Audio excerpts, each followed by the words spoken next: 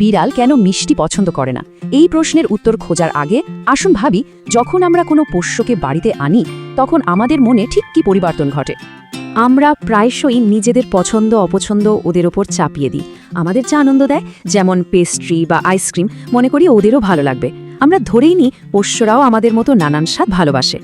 কিন্তু একটা বিড়ালকে মিষ্টি সাধালে সে কেমন ভাবলেশীনভাবে তা প্রত্যাখ্যান করে, হয়তো একটু শুঁকে মাথা ঘুরিয়ে চলে যায়। আমরা এটাকে ওদের খামখেয়ালি মেজাজ বা অহংকার বলে ধরে ফেলি। কিন্তু সত্যিটা হলো, ওই নরম চেহারার আড়ালে জীববিজ্ঞানের বাস্তবতা অনেক কঠিন। এটা ওদের কোনো আচরণগত সমস্যা নয়, এটা পুরোটাই তাদের জীববিজ্ঞান, যা লক্ষ লক্ষ বছরের বিবর্তনের ফল। আমরা যেটাকে আবেগপ্রবণ প্রতিক্রিয়া ভাবছি, সেটা আসলে মানুষের অনুভূতির সাথে ওদের প্রাচীন জেনেটিক কোডের সংঘাত। প্রতিটি বাড়ির বিড়ালে আদতে এক বিশেষায়িত শিকারী। মিষ্টির প্রতি ওদের উদাসীনতা কার্বোহাইড্রেটকে খাবার হিসেবে চিনতে না পারার জন্মগত অক্ষমতা।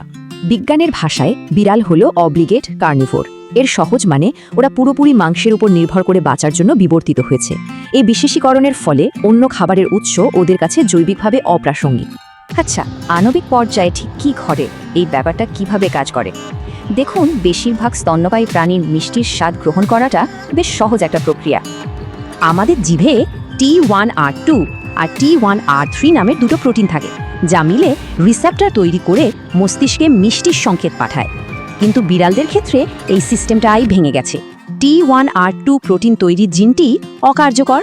তার মানে কার্যকরী মিষ্টি রিসেপ্টর বানানোর জন্য যে সঙ্গী দরকার, সেটাই অনুপস্থিত। ফলে চিনির অণুগুলো ওদের জিভে ধাক্কা খেয়ে ফেরে, কারণ মস্তিষ্ক সেগুলোকে চিনতেই পারে না। এই সিস্টেম ফেলিয়ারের কারণ জিনের এক্সন 3 অংশে 247টা বেস পেয়ারের বিলুপ্তি। এই ছোট্ট ত্রুটি পুরো জেনেটিক রিডিং ফ্রেমটাকে ওলটপালট করে একের পর এক স্টপ কমান্ড তৈরি করে।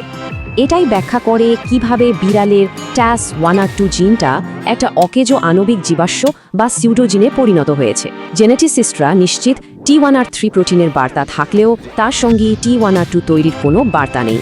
সুতরাং মূল কথা, বিড়ালের স্বাদ ইন্দ্রিয় আমাদের থেকে ভিন্ন এক সমান্তরাল বাস্তবতায় কাজ করে।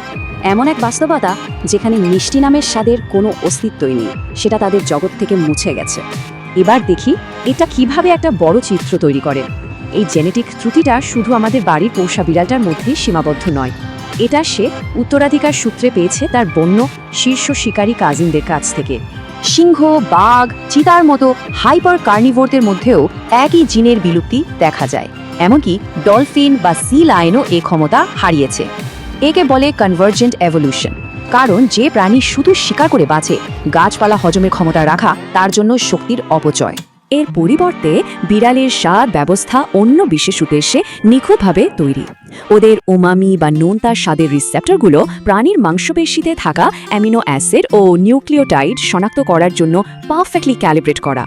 বিড়ালের অভ্যন্তরীণ ইঞ্জিন সব সময় চলে। ওদের শরীর কম প্রোটিনযুক্ত পরিবেশের সাথে খাপ খাওয়াতে পারে না, তাই তাকে অনবরত প্রোটিন ভাঙতে হয়। এর ফলে এক কঠোর কার্বোহাইড্রেট সিলিং তৈরি হয়। সীমা পেরোলেই বিড়াল খাওয়া বন্ধ করে দেয়, ক্ষুধার্ত থাকলেও। এই বিপাকীয় অনমনীয়তা চূড়ান্ত। যদি তার খাবারে মাংস না থাকে, বিড়াল তার অ্যামিনো অ্যাসিডের চাহিদা মেটাতে নিজের শরীরের পেশি ভাঙতেই শুরু করে দেয়। এই তথ্যগুলোই আমাদের বসার ঘরে ফিরে আনে, যেখানে বিড়ালটা মিষ্টি খাবারের দিকে উদাসীনভাবে তাকিয়ে। আসলে ওই বিড়ালটা এখনও 35 মিলিয়ন বছরের পুরনো শিকারী যন্ত্র, যা হাইপার কার্নিভোরাস চুক্তিতে বাঁধা, যেখানে সুইট ট্রিটের কোনো স্থানই নেই। সে আসলে খামখেয়ালি বা অহংকারী নয়, সে তার অস্তিত্বের গভীরে লেখা এক প্রাচীন অপরিবর্তনীয় চুক্তিকে সম্মান জানাচ্ছে। সে কেবল তার ডিএনএর নির্মম যুক্তিকেই মেনে চলছে। তাহলে এই সত্যিটা জানার পর আমাদের কোলে ঘুমিয়ে থাকা শিকারী প্রাণীটাকে দেখার দৃষ্টিভঙ্গিটা কি একটুও বদলায় না?